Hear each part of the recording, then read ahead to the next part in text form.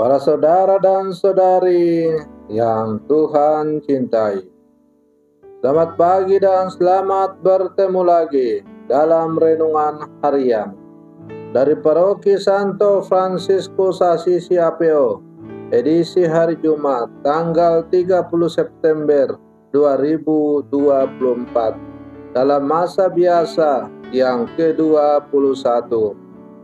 Mengawali hari yang baru ini, kita hendak mendengar dan merenungkan sabda Tuhan.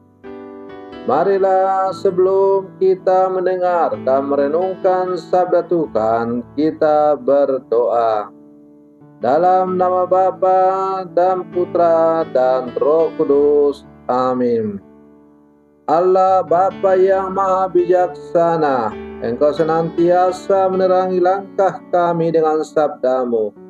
Ajarlah kami memahami kebijaksanaan-Mu, bahwa salib Kristus Putra-Mu adalah hikmat besar bagi manusia dan keuntungan bagi kami. Bersabdalah ya Tuhan, kami siap mendengarkan. Semoga sabda-Mu yang hendak kami dengar dan kami renungkan untuk mengawali hari yang baru ini semakin mengarahkan pikiran kami kepada-Mu di sepanjang hari ini. Terpujilah Engkau Bapa, Putra dan Roh Kudus, kini dan sepanjang segala masa. Amin. Para saudara dan saudari yang Tuhan cintai, sabda Tuhan yang hendak kita dengar dan kita renungkan untuk mengawali hari yang baru ini diambil dari Injil Matius pasal 25 ayat 1 sampai 13. Tuhan bersamamu. Inilah Injil suci menurut Matius. Pada suatu hari, Yesus mengucapkan perumpamaan ini kepada murid-muridnya. Hal kerajaan surga itu seumpama 10 gadis yang mengambil pelitanya dan pergi menyongsong pengantin. 5 di antaranya bodoh dan 5 bijaksana. Yang bodoh membawa pelita tetapi tidak membawa minyak, sedangkan yang bijaksana selain pelita juga membawa minyak dalam buli-bulinya. Tetapi karena pengantin itu lama tidak datang-datang, mengantuklah mereka semua, lalu tertidur. Tengah malam terdengarlah suara berseru, "Pengantin datang, songsonglah dia." Gadis-gadis itu pun bangun semuanya, lalu membereskan pelita mereka. Yang bodoh berkata kepada yang bijaksana, "Berilah kami minyakmu sedikit, sebab pelita kami mau padam." Tetapi yang bijaksana menjawab, "Tidak, jangan-jangan nanti tidak cukup untuk kami dan untuk kalian. Lebih baik kalian pergi membeli minyak pada penjual minyak di daerah ini." Tetapi sementara mereka pergi membelinya, datanglah pengantin dan yang sudah siap sedia masuk bersama dia ke dalam ruang perjamuan nikah. Lalu pintu ditutup. Kemudian datanglah juga gadis-gadis yang lain itu dan berkata, "Tuan, Tuan, bukakanlah kami pintu." Tetapi Tuan itu menjawab, "Sungguh, aku berkata kepadamu, aku tidak mengenal kalian.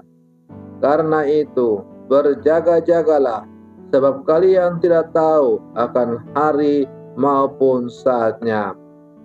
Demikianlah sabda Tuhan.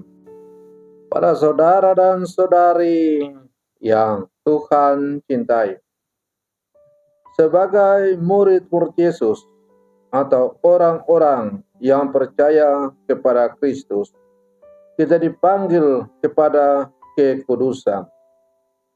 Panggilan kekudusan menegaskan bahwa tugas seorang beriman tidak lain adalah untuk hidup kudus seperti Allah, sumber dan tujuan kekudusan. Untuk mencapai kekudusan dibutuhkan keberanian dan kemauan mengutamakan kehendak Allah di atas segalanya.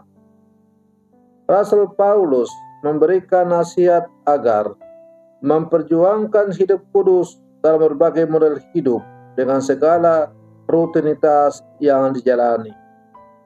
Mengapa demikian? Karena Allah menghendaki dan memanggil kita untuk hidup kudus. Apakah kekudusan hanya didapatkan pada akhir hidup saja? Para saudara dan saudari yang Tuhan cintai, melalui bacaan Injil kembali ditegaskan oleh Yesus bahwa hidup kudus dimulai dan dinyatakan dalam ritme hidup harian. Kesiapsiagaan dan kesetiaan menjalani hidup, mengisi hidup dengan tindakan dan perbuatan baik, jujur dan menjalani relasi akrab dengan Tuhan, dan penuh cinta bagi sesama, merupakan sikap-sikap yang mengungkapkan pemaknaan hidup.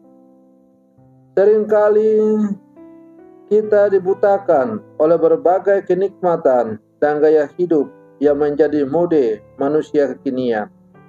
Tidak jarang waktu dan kesempatan berlalu begitu saja tanpa makna yang berarti.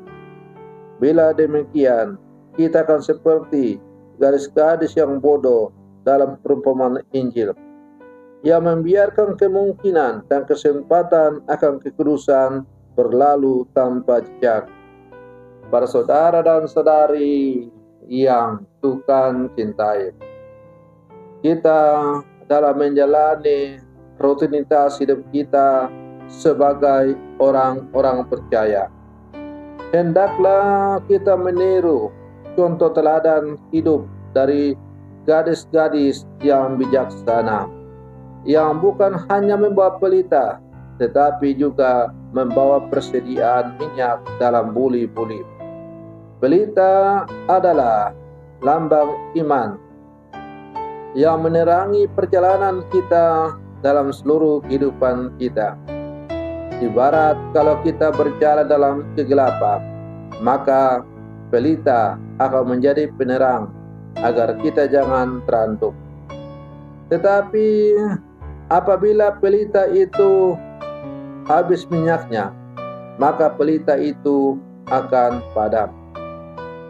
Minyak yang dibawa oleh gadis-gadis dalam buli-buli itu adalah lambang perbuatan kita sebagai orang-orang percaya. Maka dengan demikian, antara iman dan perbuatan adalah merupakan satu kesatuan yang tidak bisa dipisahkan satu sama lain. Iman tanpa perbuatan adalah iman yang mati. Bukan setiap orang yang berseru-seru, Tuhan, Tuhan, itulah yang masuk kerajaan surga. Tetapi mereka yang masuk kerajaan surga adalah mereka yang melakukan perintah-perintah Bapakku. Oleh karena itu, para saudara dan saudari yang Tuhan cintai, dalam menjalani rutinitas hidup kita sehari-hari, pelita iman kita harus tetap menyala. Dan supaya pelita iman kita tetap menyala, maka harus ditunjang oleh persediaan minyak, ialah kesaksian hidup kita yang nyata dalam kehidupan yang konkret melalui perbuatan-perbuatan nyata. Maka marilah sebagai murid-murid Yesus yang hidup zaman sekarang, kita sungguh-sungguh mewujud konkretkan iman kita dalam kehidupan yang nyata, dan bukan hanya pada tataran teori saja. Semoga permenungan saya untuk mengawali hari yang baru ini semakin menghantar kita menjadi murid-murid Yesus yang sejati di zaman sekarang. Selamat pagi, Tuhan Yesus memberkati.